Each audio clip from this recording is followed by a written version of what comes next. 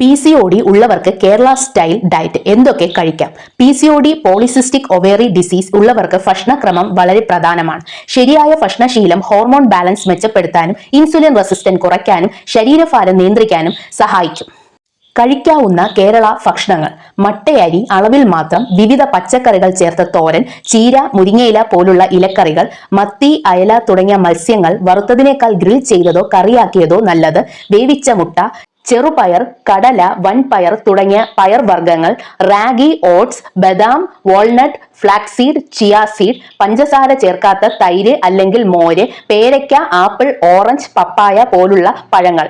ഒഴിവാക്കേണ്ട ഭക്ഷണങ്ങൾ: വെളുത്ത അരി അമിതമായി കഴിക്കുന്നത്, മധുര പലഹാരങ്ങൾ, പഞ്ചസാര ചേർത്ത പാനീയങ്ങൾ, ബേക്കറി ഭക്ഷണങ്ങൾ, ഡീപ് ഫ്രൈ ചെയ്ത ഭക്ഷണങ്ങൾ, ചിപ്സ്, ജങ്ക് ഫുഡ്. ഒരു ദിവസത്തെ മാതൃകാ ഡയറ്റ്: രാവിലെ റാഗി കഞ്ഞി, വേവിച്ച മുട്ട, ഉച്ചയ്ക്ക് മട്ടയരി, മീൻകറി, പച്ചക്കറി തോരൻ, സലാഡ്, വൈകുന്നേരം വറുത്ത കടല, ഗ്രീൻ ടീ, രാത്രി ചെറുപയർ കറി, പച്ചക്കറികൾ ഒന്നോ രണ്ടോ.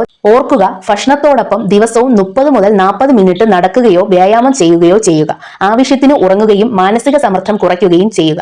ഈ ശീലങ്ങൾ PCOD നിയന്ത്രിക്കാൻ സഹായിക്കും. ശ്രദ്ധിക്കുക, ഈ വീഡിയോ പൊതുവായ വിവരങ്ങൾക്കുള്ളതാണ്.